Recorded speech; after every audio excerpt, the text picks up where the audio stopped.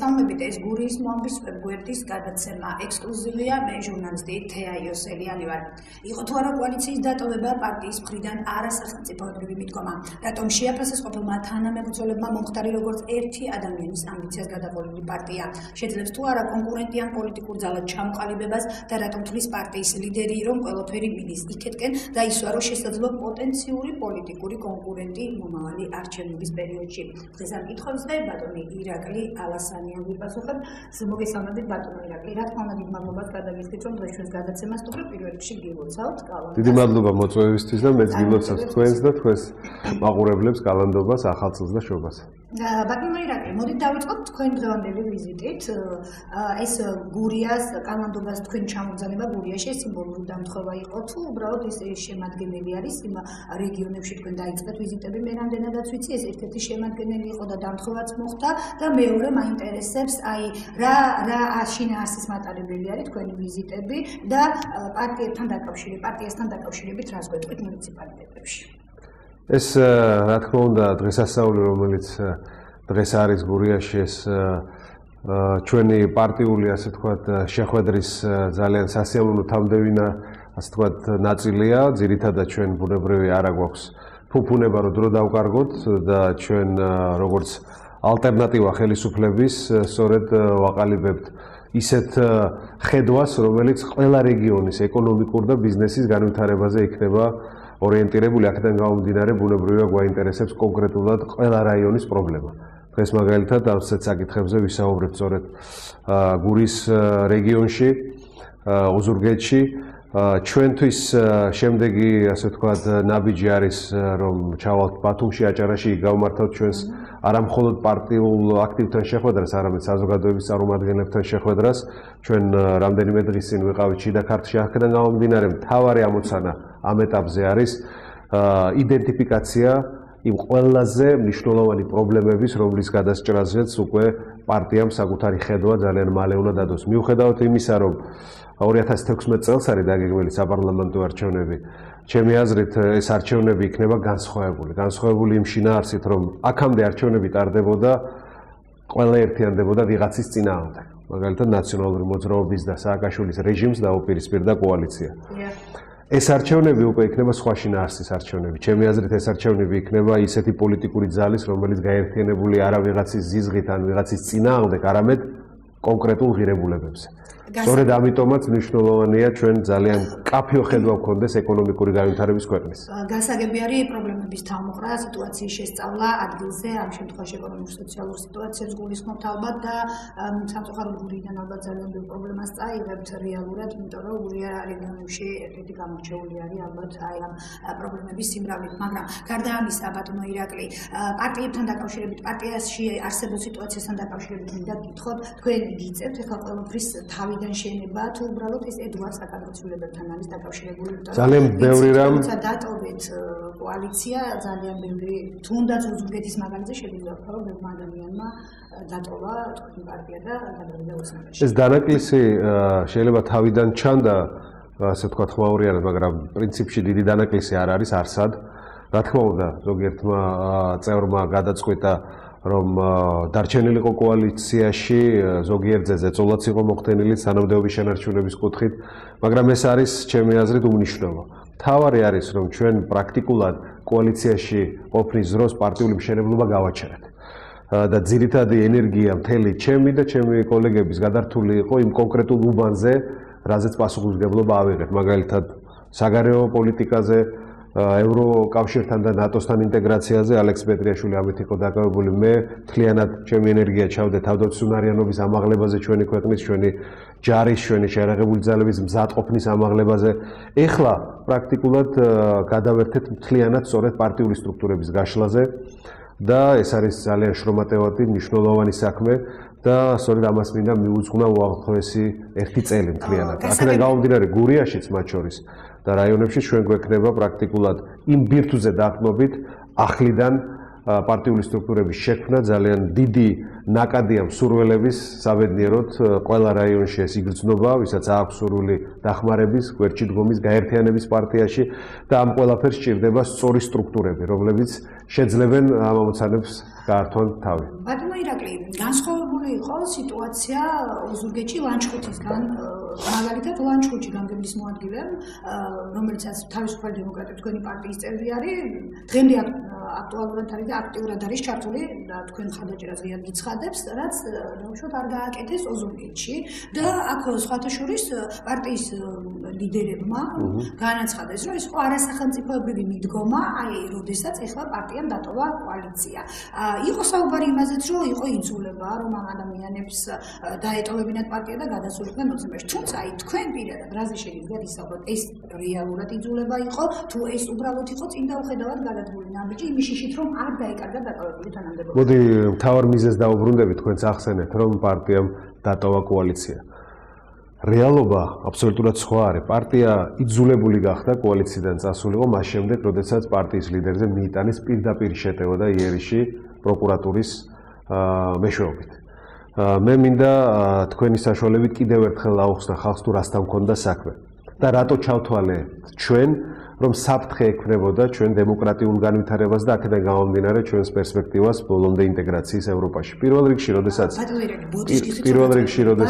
კითხვასაც დაგისვამ და მიბმული იქნება ამ საკითხზე, რომ ბევრი ამბობს, რომ ნაადრევი იყო თქვენი ეს გადაწყვეტილება კოალიციის დატოვებასთან დაკავშირებით. ხო და მაგას პასუხობ ზუსტად. როდესაც მთავრობის ერთ-ერთი მნიშვნელოვანი უწყების ხელმძღვანელი წლინახევრის განმავლობაში ცდილობს გაარღვიოს ის ბლოკადა, რომელიც ჰქონდა ჩვენს ქვეყანას თავდაცვითი შეერაღების კუთხით, განსაკუთრებით 2008 წლის ომის შემდეგ.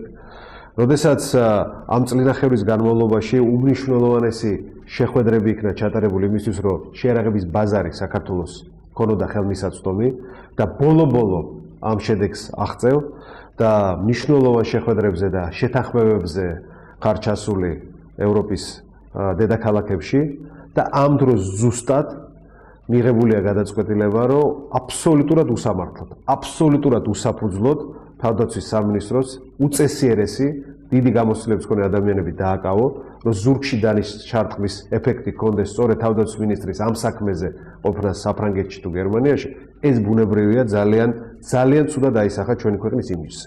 რა აუცილებელი იყო სწორედ ამ დროს პროკურატურის მიერ ამ ნაბიჯის გადადგმა.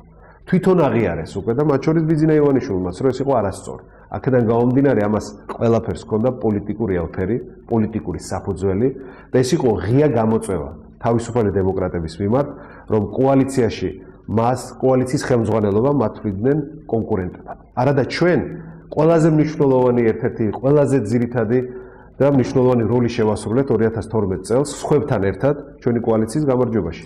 მაგრამ ყველაზე უსამართლოდ კოალიციის წევრებისგან მოექცნენ სწორედ თავისუფალ დემოკრატებს. აქ არის რამდენიმე ფაქტორი. პირველი ფაქტორი ეს არის ზუსტად, რომ ქვეყნის თავდაცვისუნარიანობის გაძლიერება ვიღაცისთვის იყო მიუღებელი. მეორე, ეს არის ის, რომ პოლიტიკური პოტენციური კონკურენტი, რომელსაც ისინი ხედავდნენ თავისუფალ დემოკრატების ლიდერებში, უნდათ სწორედ ჩრდილის მიყენების გზით ჩამოეცილებინათ პოლიტიკური საქმიანობისგან და სწორედ ესეთი ბრალდებებით შეელახა ჩვენი იმიჯი. მე მახსოვს, როდესაც ბიძინა ივანიშვილი გამოვიდა და პროკურორზე უფრო მეტი დეტალურობით ისაუბრა იმ საქმეზე, რომლის დეტალებით არც მე და არც სხვა წარმომადგენლება თავდაცვის სამინისტროს არ ვიცოდა. ეს ნიშნავდა, რომ ის დაინტერესებული იყო ამითი. ის ნიშნავდა, რომ მან დეტალურად იცოდა და თხოვდა პროკურატურას. ირაკლი ღარიბაშვილის მეშვეობით და მის გარეშეც, რომ მომხდარიყო ესეთი შეტევა პოლიტიკური თავისუფალი დემოკრატების ლიდერს. და ბუნებრივია, რა თქმა უნდა, ბუნებრივია. ამის ეჭვს არ ბადებს, აბა როგორ შეიძლება თქვენ ეხა იცოდეთ ის დეტალები, რაც წარმოთქვა იმ დროს თუნდაც ღარიბაშვილმა, პრემიერ-მინისტრმა და ყოფილმა პრემიერ-მინისტრმა ტელევიზიების თვალწინ. როგორ შეიძლება ეს დეტალები ვინმე სწოდნოდა თუ არა დაინტერესებულ პოლიტიკურად მოტივირებულ საქმის, ასე ვთქვათ, წარმომადგენლებს. ისინი საუბრობდნენ როგორც ბრალდებლები. გარდა ამისა, საქმეს რო დაუკავშირდეთ, დღესაც პროკურატურის წარმომადგენლებს არ აქვს გამოკვეთილი მოტივი დანაშაულის. დღემდე ის 5 უდანაშაულო ადამიანი არის ციხეში. ეს არის აბსოლუტურად შეუსაბამობა. ყველანაირი სამართლიანობის დარღვევა და მე ძალიან მიმძიმს, რომ 2012 წლის შემდეგ, როდესაც ჩვენ მოვედით სწორედ ერთ-ერთი ამოცანით, რომ უსამართლობა აღარ უნდა ჩადენილიყო, ციხეში აღარ უნდა მომხდარიყო ის ფაქტები, რაც ხდებოდა და უდანაშაულო ადამიანები არ უნდა აღმოჩენილიყვნენ ციხეში, დღეს ისევ ამაზე გვიწევს საუბარი. სწორედ მე აქ მინდა სწორედ ხაზი გავუსვა, რომ თავისუფალი დემოკრატები ვართ, დავრჩით და ვიქნებით იმ დეკლარირებული ამოცანების, ასე ვთქვათ, ერთგულნი, რომელიც ქართულმა ოცნებამ 2012 წლის არჩევნების წინ გაუკეთეთ ჩვენს საზოგადოებას და დავპირდით.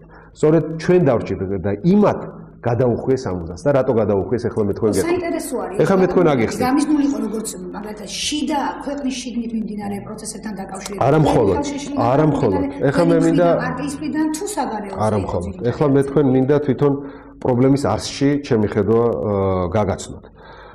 რა თქმა უნდა, მე არ მithქვამს და არც ახლა ვიტყვი, რომ ქვეყანამ გადაუხვია ევროპული განვითარების გზიდან. ჩვენ ვთქვით, რომ საფრთხე ექმნება ამ გზას. რატო ექმნება საფრთხე? არც ერთი ქვეყანა სოფლიოში არ ყოფილა წარმატებული, რომელსაც მართავდა ერთპიროვნულად ან თუნდაც პატარა ჯგუფი ადამიანების, რომლებმაც ვერ განახორციელეს დემოკრატიული მართვის პრინციპების დანერგვა. ესეთი ავტორიტარული ხელისუფლება ჩამოაყალიბა სააკაშვილმა, რომელსაც ჩვენ დაუპირისპირდით, მათ გადაიხადეს პოლიტიკური, ასე ვთქვათ, თავისი ხარკი და წავიდნენ ხელისუფლებიდან. ჩვენი ამოცანა იყო, რომ ლიბერალურ დემოკრატიულ პრინციპებს დაყრდნობით გვემართა ეს ქვეყანა. შემთხვევა რა მოხდა? ბიძინა ივანიშვილა დატოვა, ასე ვთქვათ, პოლიტიკური თანამდებობა, რაც ჩემი აზრით არასწორი იყო და მე მესთვის მაშინაც ვაქვს ნათქვამი, რომ ეს არასწორი გადაწყვეტილება იყო, ის პასუხისმგებლობა ერთად რო ავიღეთ 4 წლის განმავლობაში ერთად უნდა გვეტარებინა, მაგრამ ადამიანის გადაწყვეტილება ძალით ვერ მოახერხა. მაგრამ, როდესაც მან დატოვა, მას აბსოლუტურად აღარ უნდა ქონოდა არაფერი საერთო ქვეყნის პოლიტიკურ მართვასთან. მან გააგრძელა ქვეყნის მართვა კულუარებიდან. მისი გადაწყვეტილებები იყო მთავარი, ასე ვთქვათ, ორიენტირი არც დანიშნული პრემიერის მხრიდან და აქედან გამომდინარე, ყველა ეკონომიკური გადაწყვეტილება, რომელსაც სჭირდებოდა სწრაფი რეაგირება, იჭიმებოდა. ერთი დღის საქმე იჭიმებოდა 2-3 თვემდე. ინვესტორები, რომლებიც ჩამოდიოდნენ იმისთვის, რომ საქართველოში ფული ჩაედო, რა თქმა უნდა, სწრაფი გადაწყვეტილებების მიღება არის ეფექტური გადაწყვეტილებების მიღება ქვეყნის განვითარების მთავარი საფუძველი ეკონომიკურ საკითხებში, ეკონომიკურ გადაწყვეტილებებში. აი ეს ვერ ხდება დღესაც და პრაქტიკულად მე ვთქვი, რომ ყველაზე სუსტი რგოლი დღეს ჩვენი ხელისუფლების არის თვითონ პრემიერ-მინისტრის ინსტიტუტი. ყველაზე სუსტი რგოლი და ეს ჩვენ პოლიტიკურ არასტაბილურობას უსვამს ხაზს და ინვესტორებისთვის არ არის მომხიბვლელი ფულის ჩადება საქართველოში. აქედან გამომდინარეა ის პოლიტიკური, ის ეკონომიკური პრობლემები, რომლებიც დღესაც წინაშე ვდგევარ. ლარი ისევ გაიქცა, ლარის კურსი 2 დღის განმავლობაში ისევ მოიმატა, ასე ვთქვათ და ეს ბუნებრივია თითოეული ადამიანის ჯიბეზე პირდაპირ აკეთებს დარტყმას და ეს სოციალურად ჩვენს ქვეყანას კიდევ უფრო რთულ ვითარებაში ჩააგდებს. სწორედ ამიტომაც არის საჭირო ძალიან გონივრული რეალისტური ქვეყნის ეკონომიკური განვითარების გეგმის დადება, რომელიც დღემდე სამწუხაროდ ჩვენს ქვეყანას არ აქვს. ბატონო, თქვენ ეხლა საუბარში ახსენეთ, რომ თქვენ ხართ ალტერნატიული ძალა. ახსენეთ ისიც, რომ თქვენ აღიქვამდნენ როგორც კონკურენტ ძალას კოალიციის, ანუ კონკურენტი ჭრილში გაანგიხილავდნენ და თქვენი სიტყვები არის ასევე ის, რომ მე ველოდები კიდევ რაღაც ახალი ბრალდებები წამოვა ჩვენი პარტიის მისამართით და ყველანაირად შეეცდებიან, რომ დაისვაროს შესაძლო პოტენციური პოლიტიკური კონკურენტი მომავალი არჩევნების პერიოდში.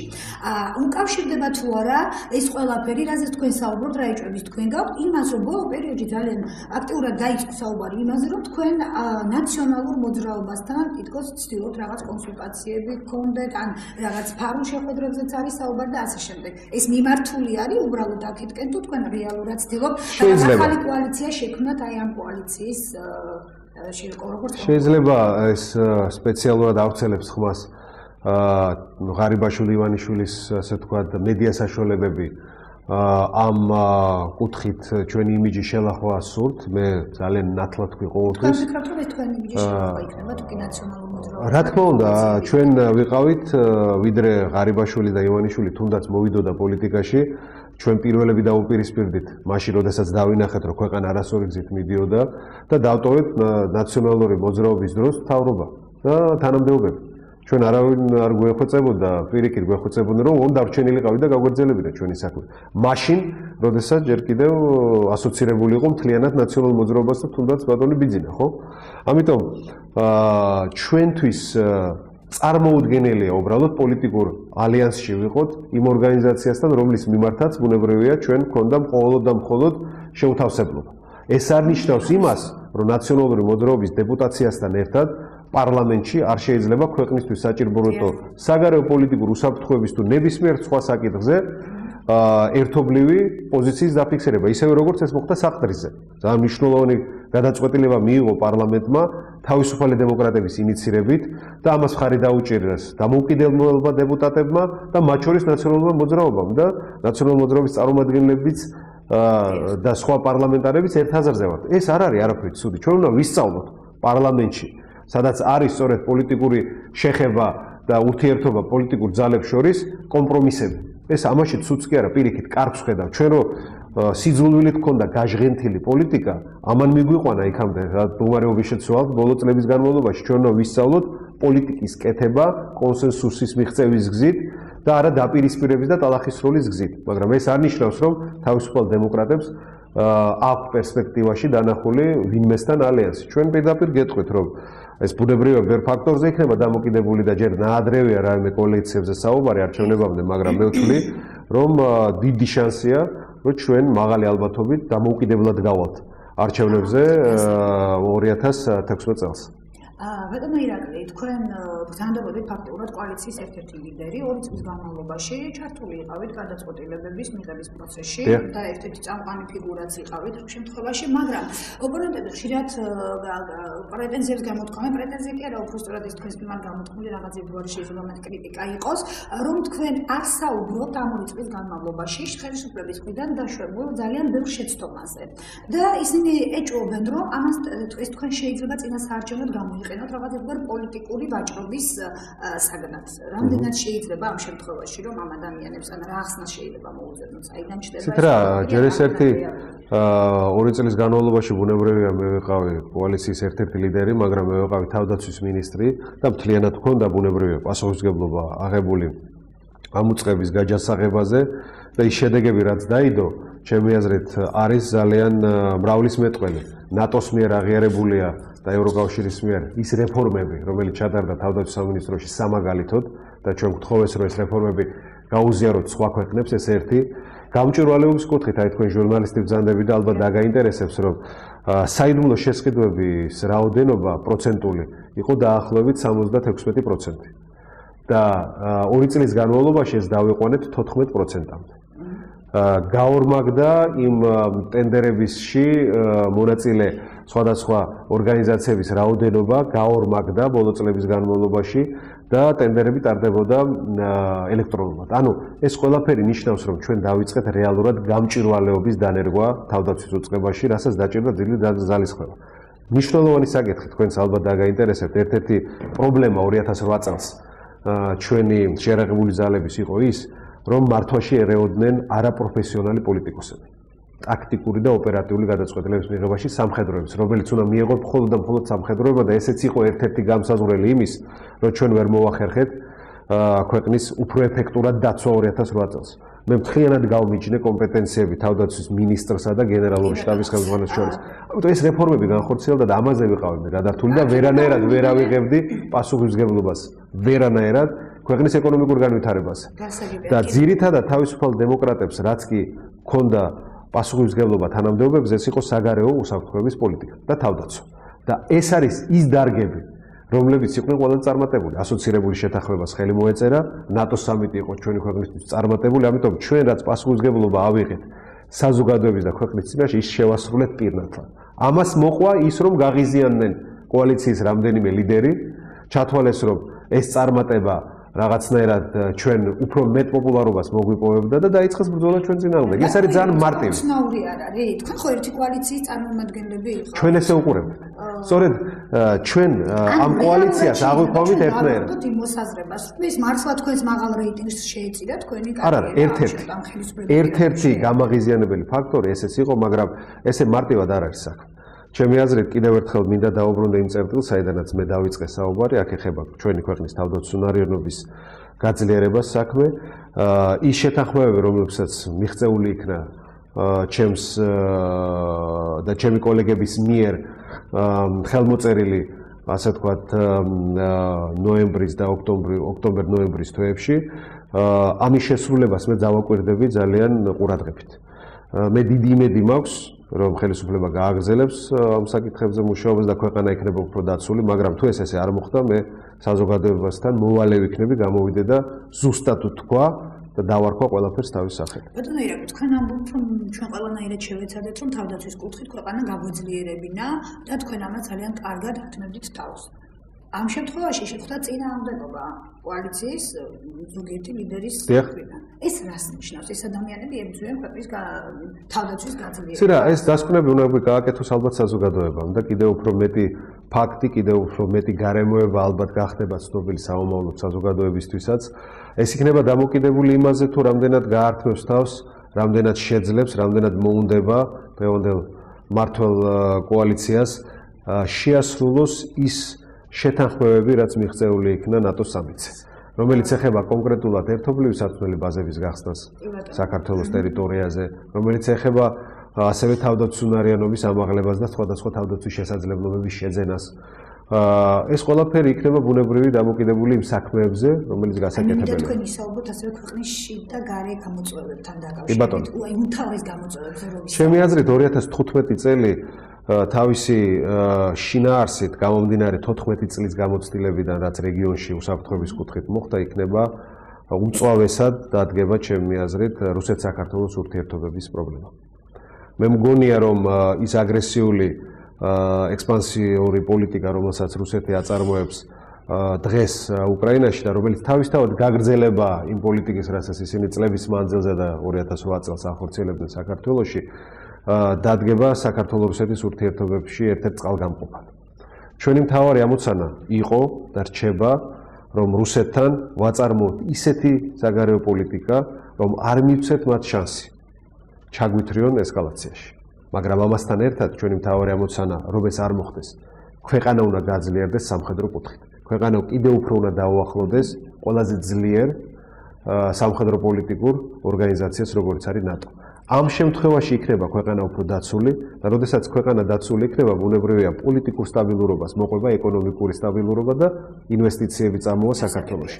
ამ კუთხით მე ვხედავ ძალიან დიდ გამოწვევას, იმიტომ რომ აშკარად არის, რომ დიდი ფულის ჩადება დაიწყეს რუსული სხვადასხვა სპეცსამსახურების მხრიდან ქართულ მედია სივრცეში, ქართულ ვებ-პორტალების დაფინანსებაში და ისეთი ორგანიზაციების შექმნაში, როგორც არის ევრაზიული ორგანიზაცია, რომლებიც ცდილობენ საქართველოს საზოგადოებაში იპოვონ დასაყრდენი იმ იდეების, რომ საქართველოს ევროპული არჩევანი არ არასწორი და პრობლემების მოგვარება შეიძლება რუსეთთან ურთიერთობებს. არა, მე ჯერ არ მეთქვია. არა, უბრალოდ არა, ეს საფრთხეებზე მკითხეთ თქვენ. აქედან გამომდინარე საფრთხებს და ვაყალიბებ საფრთხებს. ეს არის იქნება საფრთხე.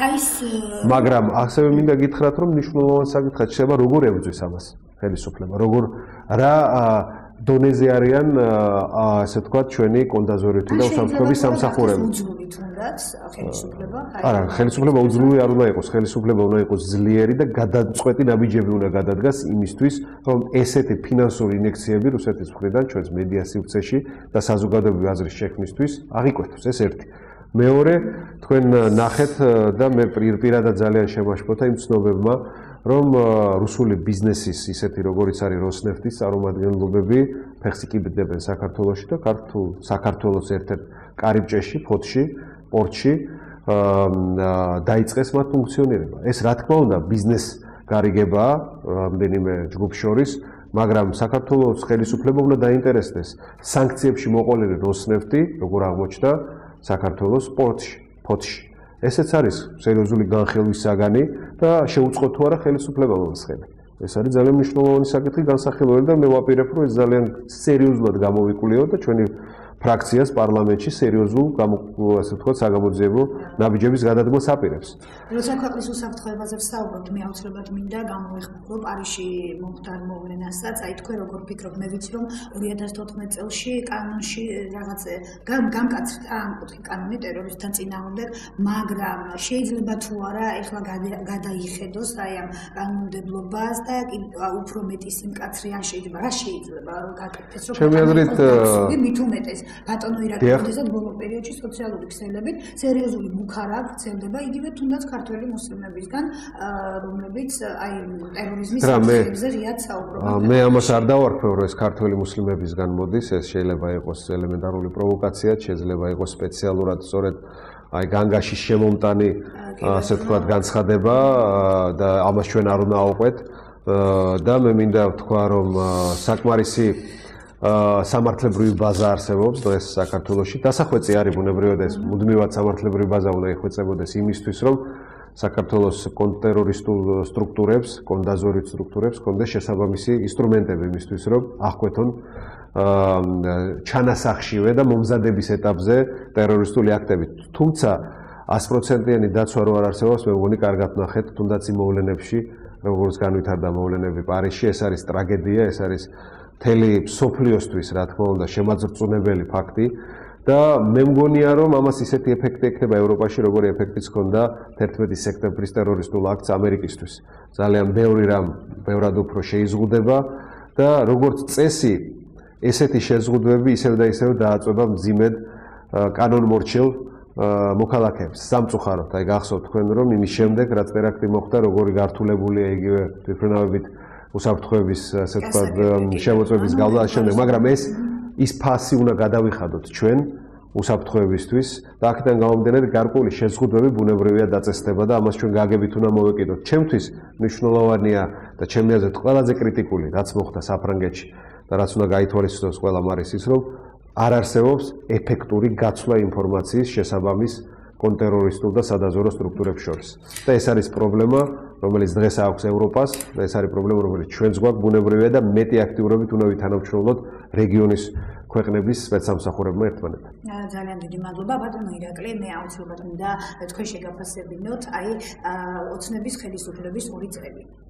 ძალიან საინტერესო არის, ბევრ მსგავსებაზე არის საუბარი ნაციონალურ მოძრაობას, ახლა თუ უხეშად არ გამომივა ეს საუბარში, იმიტომ რომ გრძელდება ძალიან ბევრი რამ, რასაც აპროტესტებდა ოცნებას ამ ხელისუფლებაში, კოალიციას ამ ხელისუფლებაში მოხდებოდა. ნებავთ ეს პოლიტიკურ დევნასთან დაკავშირებით, რაშიც ახლა ნაციონალური მოძრაობა ბრავსდებს კოალიციის ამ ხელისუფლებას, არის ციხეებში დაულაგებელი სიტუაცია, არის იგივე მოთხოვნები ძალიან ბევრი კუთხით, რაზეც იყო დაპირებები, რომ ეს სწრაფად შეიძლებოდა ქვეყანაში მოგვარებულიყო.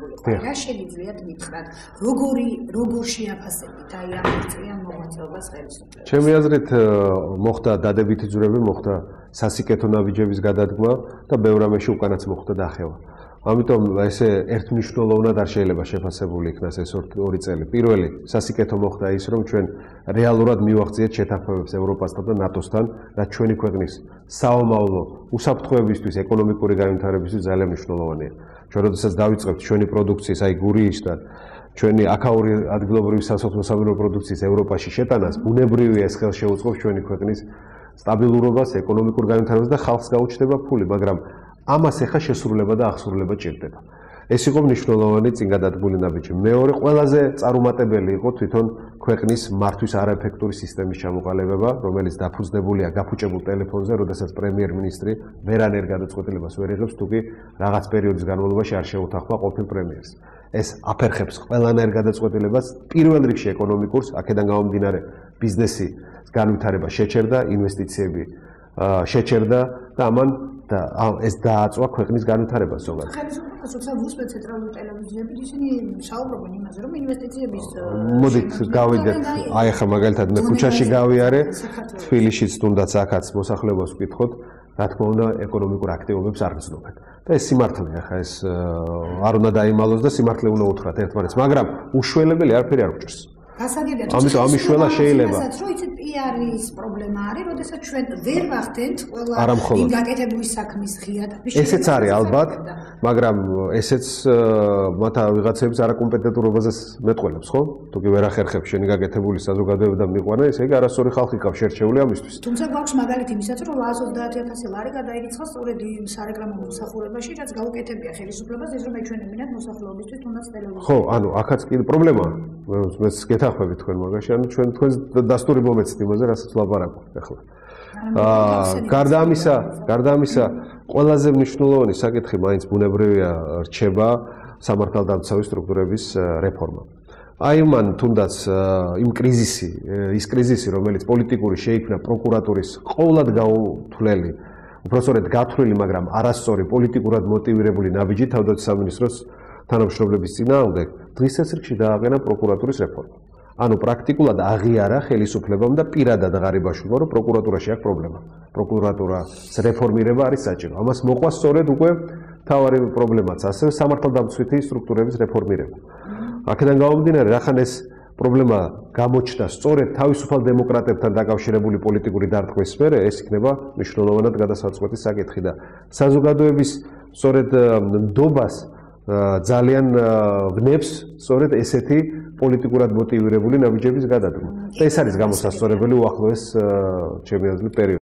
მე შევკითხულობ ხოლმე და ვისმენ ექსპერტების შეფასებებს, რომლებიც ძალიან ხშირად საუბრობენ იმაზე, რომ აუცილებელი არის დღეს უკვე ქვეყანაში ისეთი სიტუაცია არის შექმნილი, რომ აუცილებელი არის მესამე ალტერნატიული ძალის შექმნა ქვეყანაში. თქვენ ამბობთ, რომ ჩვენ ამ ალტერნატიულ ძალას წარმოვადგენთ ამ შემთხვევაში თავისუფალი დემოკრატები. ბატონო ირაკლი, რამდენადაც საუბრობდნენ, რამდენადაც ჰქონდა ინფორმაცია ჩვენს მედიასაც საზოგადოებაში, თქვენ პრეზიდენტობის ერთ-ერთი ყველაზე რეალური კანდიდატი გზავნებოდით. მე რაღაც უცებ შეიცვალა. ეხლა გახდა ისე, რომ თქვენ აგვიქვეს როგორც კონკურენტი, აი შემდეგ რაც მოხდა უკვე ეს კოალიციის დატოვება და ასე შემდეგ. თქვენ როგორ ფიქრობთ? ერთი ის რომ კოალიცია შეინარჩუნებს თუ არა ერთობას ბოლომდე 2016 წლის არჩევნებამდე და თუ ეს ასე მოხდა, ხანძლიერდება თუ არა ბრძოლები თავისუფალი დემოკრატების წინააღმდეგ, რომ ეს ალტერნატიული ძალა ქვეყანაში თუნდაც 2016 წლამდე არ გაჩნდება. თავისუფალი დემოკრატები ძალიან განსხვავდებიან ნაციონალური მოძრაობისგან და ასევე თვისობრივად განსხვავდებით უკვე თვითონ კოალიციაში ყოფი პარტიებისგან. რითი? პირველ რიგში ნაციონალურ მოძრაობას ჰქონდა თავის შანსი 9 წელი იყო ხელისუფლებაში, თავის წარმატებებით, დიდი წარუმატებლობებით დაამთავრეს პოლიტიკურ მართვაში ყოფნა.